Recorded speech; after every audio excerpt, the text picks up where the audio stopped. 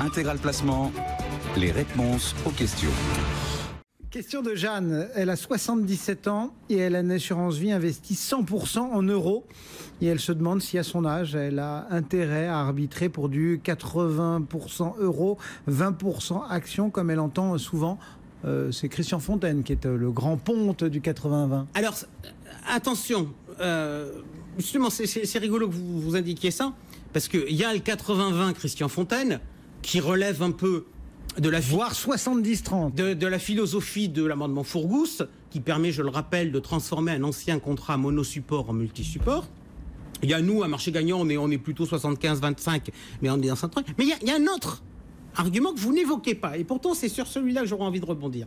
C'est les gens qui vous disent il faut avoir en action 100 moins son âge. Ah ouais.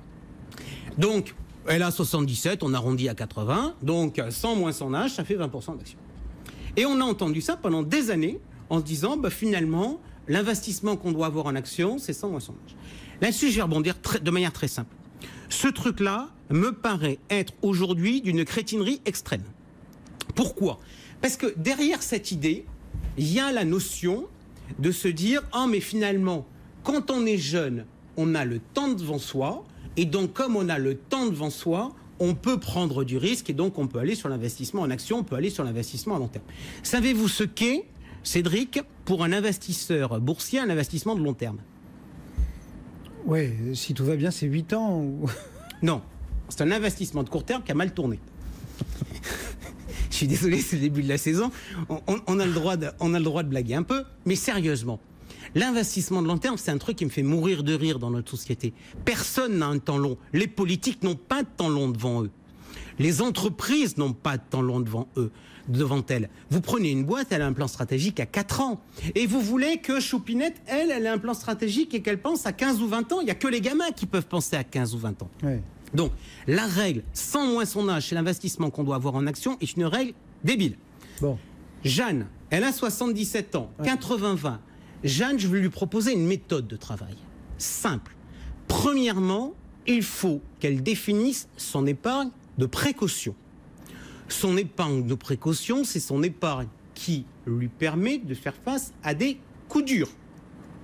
Le coup dur, principal coup dur que l'on peut envisager lorsque l'on a cet âge-là, c'est de se dire qu'est-ce qui m'arrive si jamais je suis en situation de dépendance. Donc déjà se pose la question, a-t-elle souscrit un contrat pour la protéger ou pas ? Deuxième question qui se pose, on peut évaluer le coût de la dépendance. Le coût de la dépendance, il va être totalement différent. Si vous avez une maison adaptée où vous pouvez rester chez vous, vous allez avoir une aide à domicile, ou si vous allez dans un EHPAD public, ou si vous allez dans un EHPAD privé. Naturellement, ce coût doit être minoré des recettes que vous avez. Si vous êtes au minimum vieillesse, ou bien si vous avez une belle retraite et en plus la réversion de votre conjoint, le besoin va être totalement différent. Donc il faut qu'elle fasse ce calcul-là. Une fois qu'elle a fait ce calcul-là, elle met de côté son épargne de précaution.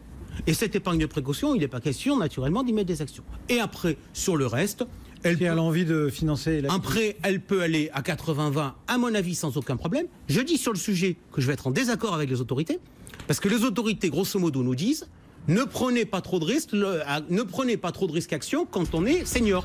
Moi, je dis franchement, si on a son épargne de précaution, on a le droit de pouvoir transmettre un portefeuille d'actions, parce que quand on a 77 ans, on a encore une espérance de vie qui se compte en plus d'une dizaine d'années.